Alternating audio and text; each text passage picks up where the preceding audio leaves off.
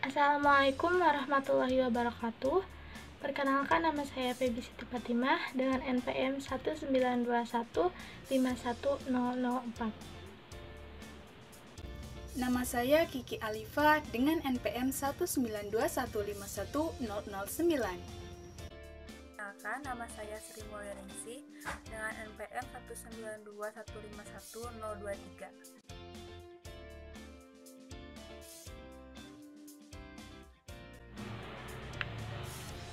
Pengertian translasi. Teorema 4.1. Misalkan diberikan dua buah garis G dan H yang sejajar dan dua titik A dan B, maka sinar garis A aksen sama dengan sinar garis B aksen. Dengan A double aksen sama dengan mu H bundaran mu G titik A dan B double aksen sama dengan mu H bundaran mu G titik B. Bukti bisa dilihat gambar di samping. Misalkan A aksen sama dengan mu G titik A double aksen sama dengan mu H titik A aksen. Maka A double aksen sama dengan mu H bundaran mu G titik A dan B aksen sama dengan mu G titik B. B double aksen sama dengan mu H titik B aksen. Maka B double aksen sama dengan mu H bundaran mu G titik B. Akibatnya 1.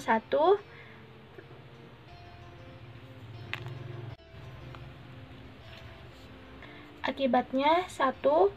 Garis A double aksen tegak lurus G, garis A double aksen tegak lurus H, dan garis B double aksen tegak lurus G, garis B double aksen tegak lurus H. Kedua, garis A double aksen sejajar dengan garis B double aksen. Ketiga, AB sama dengan A double aksen B double aksen, sebab mu H bundaran mu G masing-masing suatu isometri. Keempat, sudut AB A double aksen ekuivalen dengan sudut B double aksen A double aksen B dan merupakan sudut lancip atau sudut dalam berseberangan. Sekarang perhatikan segitiga AB A double aksen dan segitiga B double aksen A double aksen B. AB sama dengan A double aksen B double aksen akibat 3. A double aksen B sama dengan A double aksen B berhimpit.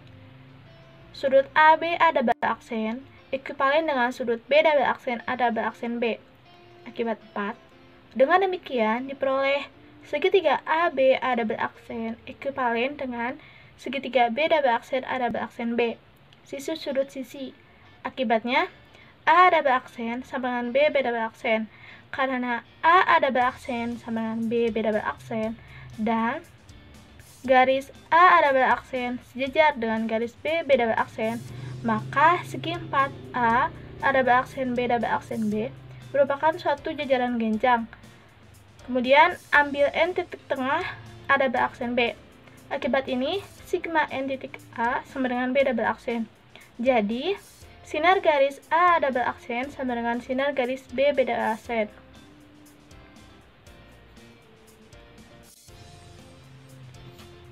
Berdasarkan teorema 4.1 ini, apabila G sejajar dengan H, maka setiap ruas garis berarah dengan pangkas sebuah titik dan berakhir titik petanya oleh mu H bundaran mu G adalah ekuivalen dengan setiap ruas garis berarah. Dengan kata lain, hasil transformasi mu H bundaran mu G adalah seakan-akan Anda menggeser setiap titik sejauh jarak yang tetap dan arah yang sama. Transformasi seperti ini dinamakan suatu translasi atau geseran. Jadi, definisi dari translasi adalah suatu relasi gamma dinamakan suatu translasi apabila ada ruas garis berarah sinar garis AB sehingga setiap titik P pada bidang Pi, gamma AB titik P sama dengan P aksen dan sinar garis P aksen sama dengan sinar garis AB. Translasi seperti ini kita tulis dengan notasi gamma AB. Kemudian, translasi sebagai suatu isometri. Teorema 4.2. Sinar garis AB sama dengan sinar garis CD jika dan hanya jika gamma AB sama dengan gamma CD. Bukti, sinar garis AB sama dengan sinar garis CD jika dan hanya jika gamma AB sama dengan gamma CD. ambil X sembarang pada Pi, harus ditunjukkan bahwa gamma ABX sama dengan gamma CDX. Misalkan, X1 sama dengan gamma ABX, dan X2 sama dengan gamma CDX. Akibatnya, A.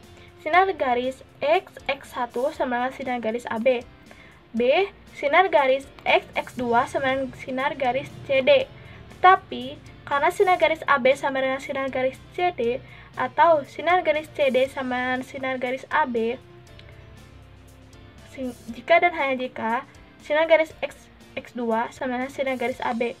Hal ini berarti gamma ABX sama dengan X2, padahal X2 sama dengan gamma CDX. Dengan demikian, gamma ABX sama dengan gamma CDX untuk setiap X elemen Pi.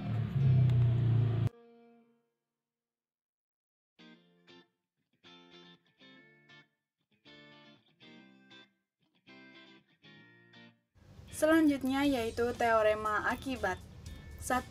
Setiap translasi gamma AB dapat ditulis sebagai komposisi dua refleksi pada dua garis yang tegak lurus pada sinar garis AB dan berjarak setengah sinar garis AB. Yang kedua, jika sinar garis AB sebuah garis dan M titik tengah sinar garis AB, sedangkan G, H, dan N masing-masing tiga garis tegak lurus di titik A, M, dan B pada sinar garis AB, maka mu AB sama dengan mu H bunderan mu G sama dengan mu N bunderan mu H. 3. Translasi merupakan suatu isometri. Selanjutnya, teorema 4.4. Jika gamma AB sebuah translasi, maka gamma AB dipangkat negatif 1 sama dengan gamma BA. Buktinya sebagai berikut. Perhatikan gambar 4.4. Nah, di sini Anda telah mengetahui bahwa gamma AB sama dengan mu H bunderan mu G. Sekarang kita cari gamma BA.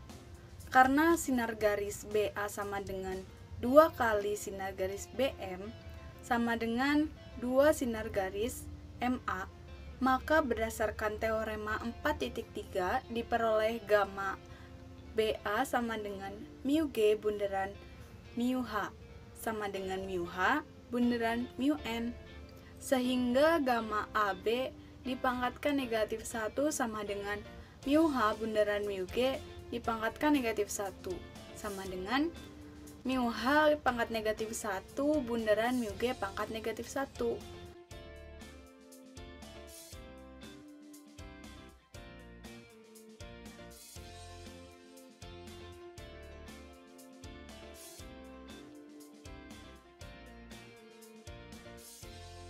Selanjutnya yaitu persamaan translasi.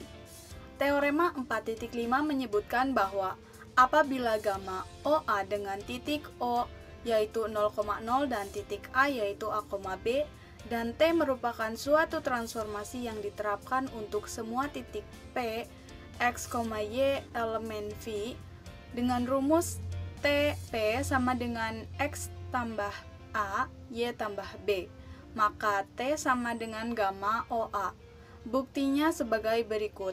Misalkan P aksen sama dengan gamma OA P, maka sinar garis P aksen sama dengan sinar garis OA.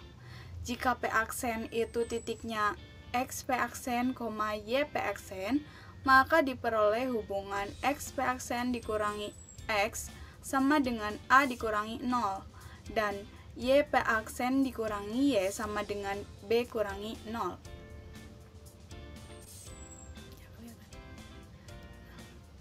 Dengan demikian, X P aksen sama dengan X ditambah A dan Y P aksen sama dengan Y ditambah B.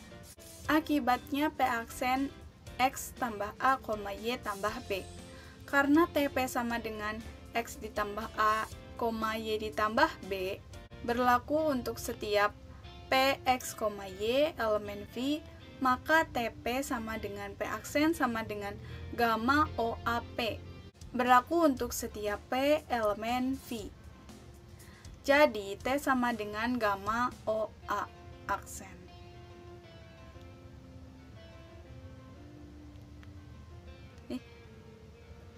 Jadi T sama dengan gamma OA. Dengan demikian, XP aksen sama dengan X ditambah A dan YP aksen sama dengan Y ditambah B. Akibatnya P aksen X tambah A, Y tambah B.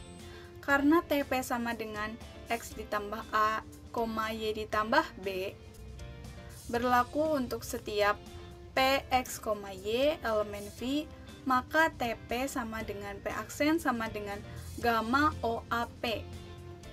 Berlaku untuk setiap P elemen V. Jadi T sama dengan gamma OA.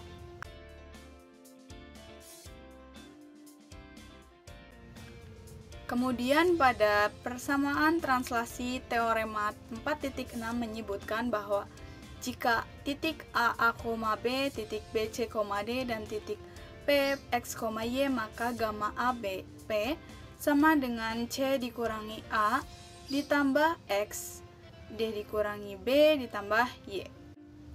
Buktinya sebagai berikut. Misalkan O aksen sama dengan gamma ABO, maka sinar garis O aksen sama dengan sinar garis AB. Misalkan O aksen XO, YO, berdasarkan pengetahuan pada ruas garis berarah didapat XO dikurangi 0 sama dengan C dikurangi A. YO dikurangi 0 sama dengan A dikurangi B. Dan menghasilkan XO sama dengan C dikurangi A dan YO sama dengan D dikurangi B. Dengan demikian, O aksen sama dengan C dikurangi A, D dikurangi B. Karena sinar garis O aksen sama dengan sinar garis AB, maka gamma O aksen sama dengan gamma AB. Dengan O aksen sama dengan C dikurangi A, D dikurangi B. Berdasarkan teorema 4.5 yang tadi, gamma ABP sama dengan gamma O aksen P sama dengan C dikurangi A ditambah X, D dikurangi B ditambah Y. Ini saya akan menjelaskan komposisi translasi. Nah, terdapat teorema 4.7. Jika gamma AB suatu translasi dan C, D titik-titik sehingga sinar garis AB sama dengan 2 kali sinar garis CD, maka gamma AB sama dengan sigma D bundaran sigma C. Nah, dapat dibuktikan misalnya, dimisalkan D sama dengan garis CD, K tegak lurus dengan G melalui C, lalu B, EM tegak lurus dengan G melalui D, maka garis CD luas garis berarah dari K ke M. Nah, di sini dapat dilihat pada gambar 4.15. Karena sinar garis AB sama dengan 2 kali sinar garis CD, berdasarkan teorema 4.3 tadi yang sudah dijelaskan sebelumnya, maka didapat gamma AB sama dengan mu M bundaran mu K sama dengan mu M bundaran epsilon bundaran mu K. Di sini epsilon transformasi identitas sama dengan mu M bundaran. Nah, di sini epsilonnya itu menjadi mu G bundaran mu G, kemudian bundaran mu K sama dengan, nah, mu M nya itu menjadi asosiatifkan menjadi mu M bundaran mu G, lalu mu G bundaran mu K sama dengan, jadi hasilnya sigma D bundaran sigma C. Di sini M tegak lurus dengan G, K tegak lurus dengan G. Selanjutnya teorema 4.8. Komposisi translasi adalah translasi atau disebut juga teorema ketertutupan translasi. Dapat dibuktikan ambil dua translasi, gamma AB dan gamma BF. Berdasarkan teorema 4.7 tadi, diperoleh gamma AB sama dengan sigma C bunderan sigma D dengan sinar garis AB sama dengan 2 dikali sinar garis DC. Kemudian gamma BF sama dengan sigma D bunderan sigma I dengan sinar garis BF sama dengan 2 dikali sinar garis QD.